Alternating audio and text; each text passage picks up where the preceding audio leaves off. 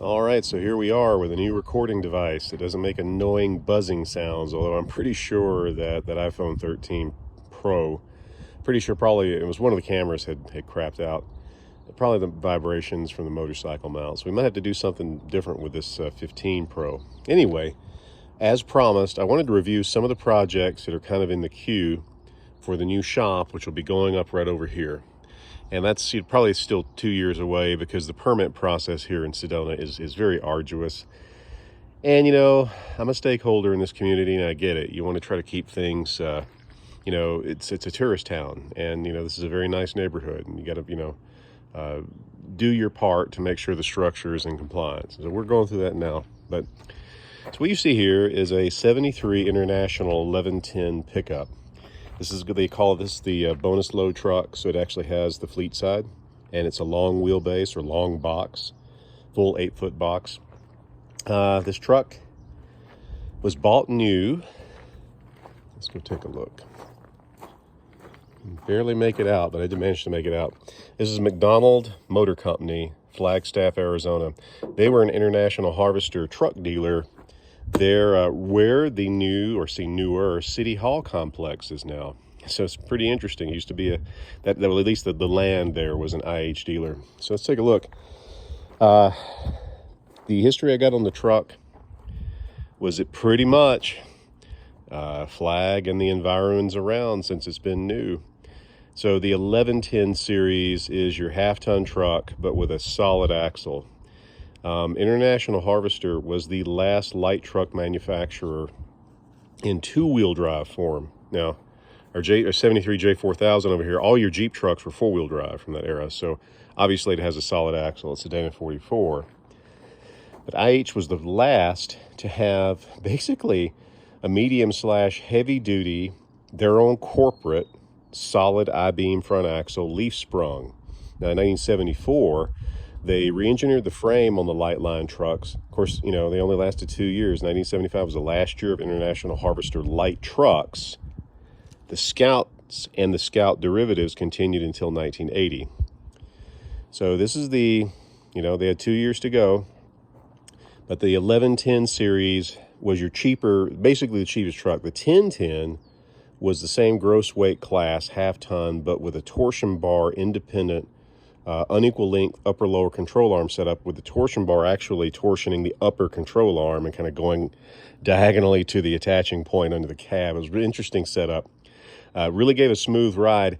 It also lowered the truck down probably an inch or so, and it was really popular on the Travelall two-wheel drives, which was the the suburban equivalent. It was a four-door SUV. And at the time, International was actively marketing the Travelall to compete against, automotive, that is passenger car-based station wagons. So this truck, despite the fact it's got some dings and dents, this is the original hood, but it looks like it came loose on the highway and hyperextended the hinges, and, this hood's scrap. There's no way I can reuse it. But the hinges actually survived. It looks like when the thing hyperextended up, thank God it didn't hit the cab, but the springs popped off, so they're gone. But yeah, the door took a hit. This fender took a hit.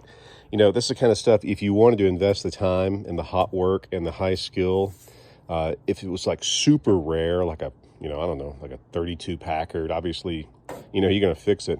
But you still can find fenders 1969 to 1975. The fenders are all interchangeable, truck and Travelall. Hoods, 69 to 73, 74, 75, have more of a squared off hood and a different grille that gave it more of a modern look. And now with this setup, a 74, 75 hood will work. It just will look a little different. So we'll get another hood for it.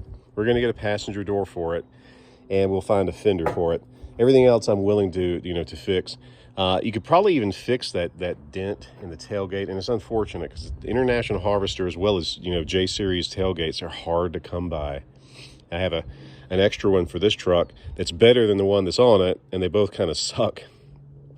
This one you could probably straighten out. There's actually several on eBay right now, so that kind of gives me hope that when I'm ready to roll this thing into the future shop and we start tearing into it, that's a possibility. Anyway, this is a cool truck, so I'm going to try to open this hood. Okay. All right. And what you see there is the International Harvester Power Thrift 6. Okay. I'm going to lower the hood down so I can give you the complete story, but there's a look at that solid axle up under there. Leaf springs, manual steering, 27-to-1 ratio Saginaw. You're working out. Drums all the way around, non-power assist brakes, no power steering, solid fan, 37 amp Delcatron alternator, and a Delco style distributor, points and condenser. Okay, battery tray solid. Our hood mounts, this is a real problem area with international trucks and travel laws from this area, that would rot out. This side is starting to, but it's very minimal. You can actually buy repopped restoration grade patch panels just for those areas, but we're good there. You can buy the replacement washer bottles with the IH emblem. That one's pretty well dry rot. And that's pretty much it. If I had a hands-free, I would take that oil cap off and you would see a spotless interior. All right, so let's lower it and we'll talk more about the engine. All right, so the engine is the 4.2 liter, 258 cubic inch AMC 6. International Harvester had their own 6-cylinder engine. It was a big engine, physically a large engine. It was a medium-duty engine like their V8s, okay? And expensive to manufacture and not necessarily cutting-edge technology, technologically speaking. So in, I believe, 1967, somebody correct me if I'm wrong, IH started buying the 232 inline, which was brand new. So the new V8s, the Gen 2 V8s from AMC, and the new inline 6, they were rolled out in the mid-60s. And, you know, excellent, just top quality. And of course, that 6 ended up evolving into the 4-liter, as well as the 2.5, and then the 4-liter technically was an expansion of the 2.5 4-cylinder in 1984, and the 6 rolled out in 1987. But this engine is arguably one of the last modern North American or U.S. sourced inline 6s, 7 main bearings, hydraulic tappets, a solid cast iron case all the way around. There's no tappet cover, so to access the tappets, you actually have to take the cylinder head off and go down, you know, in between the block outer wall and the water jacket. But all you AMC people know that. In 1969, you could get I believe it was a 260, 240, I can't recall. It was the international inline. But they were also rolling out the 232 and then later the 258 as the standard 6. And by 1971, AMC 6s were all that you could get if you wanted a 6-cylinder International Harvester truck. And as you can see on the placard, it's 1110 6. And nothing here. Now, if this were a higher line truck or if it had an automatic transmission, it would say automatic. If it were a custom, it would say custom. If it were all-wheel drive, it'd say all-wheel drive. Or if it were a camper special, it would say camper special there. But because this particular truck has very few options, it has 2 options.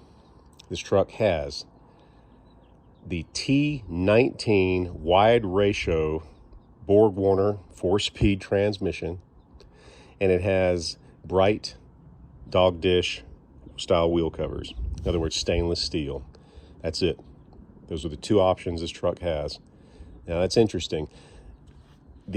First of all, I have never seen a 6-cylinder version of these trucks. And I've owned a lot of internationals, and I've been through many junkyards. And my history, you know, as you guys all know, spans almost 36 years in this hobby, as well as being a professional mechanic. That engine is spotlessly clean inside, and it runs perfectly. It does have an exhaust manifold, exhaust to intake. It's a shared, kind of not a shared, but it's a conjoined setup where the exhaust heat can help heat up the lower intake right under the carburetor to aid with cold starting and warm up. There's a gasket, a rectangular gasket right there where the heat stove is. They blow out, and this one's blown out, and you know that all would have to be R&R'd. But the engine itself is perfect and it's spotlessly clean. And all the fasteners are original. And I can't find any evidence underneath or on the top that this engine's ever been out of this truck. So it stands to reason, because this truck really is in very fine shape, despite the dents and what you saw in the bed. The floors are solid. That's remarkable. The heater, so your fresh air ducts, like a lot of these half-ton, or like a lot of these pickup trucks from this era. So fresh air enters here and goes down a duct and is ducted to floor, or rather kick panel air vents right there, okay? Of course, there's your pull, okay? They rot out. This one's solid. The A-pillars would rot out terribly here and along the joist for the hinges, and really bad here. It's nothing. The original floor mat is intact. Thing actually drives really well. I mean, it drives remarkably well. So this is kind of exciting. As you all know, I really like 6-cylinder pickup trucks. I love utilitarian trucks. International Harvester had basically three trim levels. You had the standard pickup, like this one. You had the Deluxe, which I owned, a 1975 Deluxe 200 four-wheel drive camper special. Then you had the Custom. And with those, you got more exterior trim. You got a lot of more bright work. You got some chrome. And you got a nicer interior if you ordered the corresponding level interior. And this kind of shows where International, was... They were doing their best to try to connect with a demographic that had rapidly changed from 1960 to 1969. And this truck was a response to it. They called these the now trucks. That was the big tagline. And the styling is good until you look at the side glass, which is flat. Now, granted, in 1969, every light truck in the industry had flat glass. In 72, Dodge came out with the lifestyle trucks, which hanged around until 1992. It had curved glass. Chevy and GM, they rolled out their new trucks in 1973. They had curved side glass. Jeep and International stuck with flat glass. And it really, so if you look at like belt line down, nice, curves, got slabs, and then the rear glass and these real thick B-pillars here. That really, so from the front, the thing looks good, but from the back, it's not so good. The tailgate is nice. They had a really nice tailgate. It gave the impression of a super wide load area, where when you drop that thing, you have tons of space to take care of your load. But then you're looking at that back glass back there that's narrow, and it has that thick pillar. And that's because they shared that stamping with the mediums and the heavies, and depending on what model medium and heavy truck you got. So it made sense they were going to roll it over to the light line. It really came down to cost and expense. But you do get, all the usual suspects. You get double wall.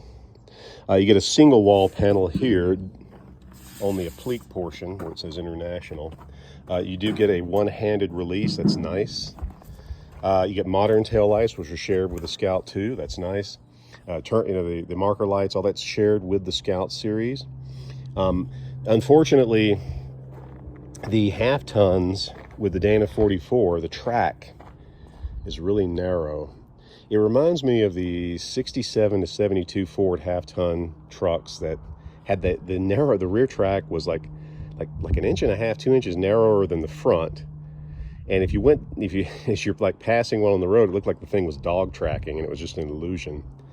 By 74, they had corrected that. The truck had a wider stance, and primarily because the two-wheel drive trucks in 74 had a whole new, very conventional, unequal length upper-lower control arm with coil springs, and the track was a full inch and a half, 2 inches wider.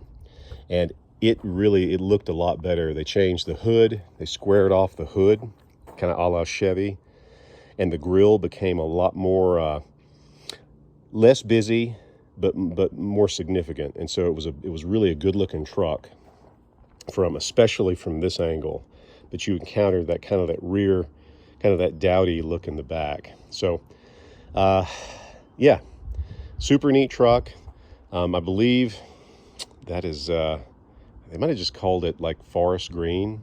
Anyway, it's a beautiful metallic green. The only thing I can imagine that would kind of be the mods for this truck would be power steering. That 27-to-1 ratio steering is horrific. You can't, I mean, yeah, forget roundabouts and, you're working yourself to death, especially with radial tires. So power steering's easy because the power steering setup from any AMC 6 goes right to this. Saginaw steering gear, GM, Jeep, you name it, it's all very readily available. Semi-floater Dana 44. This truck has 411 gears in it.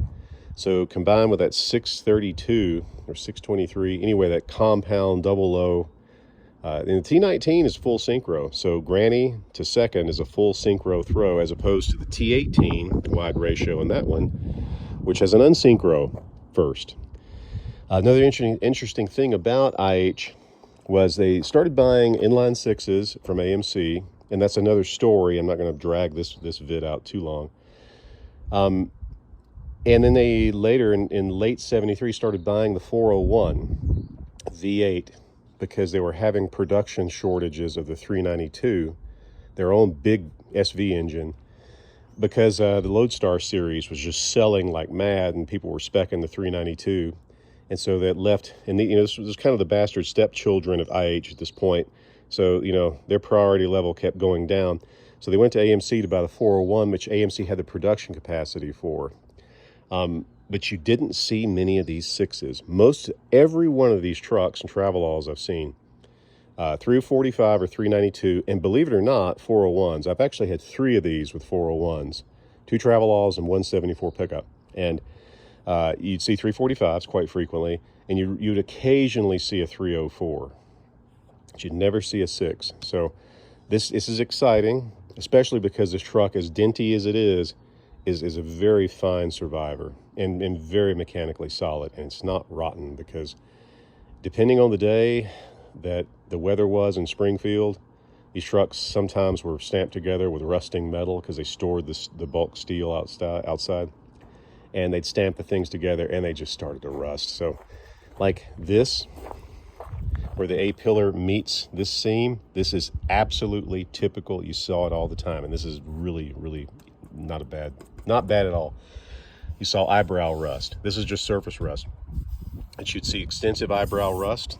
You'd sometimes see A-pillar rust. You would see rust sometimes where the hinge assembly bolted onto the hood here. It was kind of odd. And if you were anywhere near salt, 2-3 years, these things were gone. And it was fender tops.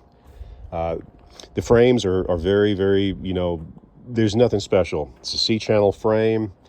You could put it up against any of the other big 3 or even Jeep. Even though Jeep had more of a box frame, this thing is straight C, front to back, with a lot of transverse reinforcements. So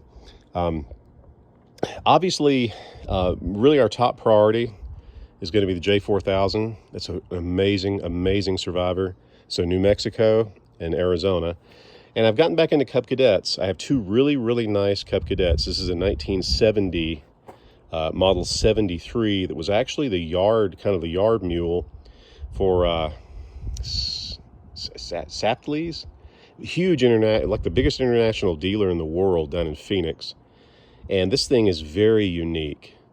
It was at the dealership modified with Cub Cadet parts that I've never seen before. It has hydraulics even, and a box blade. This is a 1972 128 that is in a beautiful original survivor. Both of these are beautiful original survivors. They're just gorgeous machines. I have a parts tractor here, which is a 1970 127 Hydro. It's just a parts tractor with a good engine. And I have a nice assortment of implements that we're gonna start to restore. That's a scoop tote with the toothed rake option. This is a front, like a snow blade. We have some mule drives, some decks. This is a 47, this is a 42. Yeah, so lots of cool things to do. Good material. So yeah, but I'll keep you up to date. I'm gonna probably pull this thing back out and into the side area and we're going to get it cleaned down and probably do a thorough cleaning and wash down. Oh yeah, and so the AMC engines that the International bought. So AMC sold them a complete long engine, that's a long block, including the rocker cover, the oil pan, the harmonic balancer, no flex plate, no flex plate or flywheel, and intake and exhaust manifold combo with no carburetor. Because AMC used Carter carbs and International used Holly carbs. So if you come across, and they were sprayed Harvester Red, as you saw, and they used Delco electrics. So it has a Delcatron alternator and an AC Delco starter, whereas AMC used Ford starters or Motorcraft starters, and used a Holly distributor. So it's interesting stuff, man. And so when you find, an AMC engined International, it very much is an International engine, with its peripherals and its paint. But I got to tell you, it's rather stout with that with those gears and with that T19. So really cool truck. I'm very proud to have gotten it. I actually swapped another vehicle for it, and it cost me nothing. Getting it down here from Flag was the only challenge, and it's just coming down off the rim, which wasn't really a challenge. That's what we have a work truck for. Well, that's about it, folks. I hope you have a wonderful, wonderful week. I have to get back into my new puppy. She's probably chewing up the house. Take care.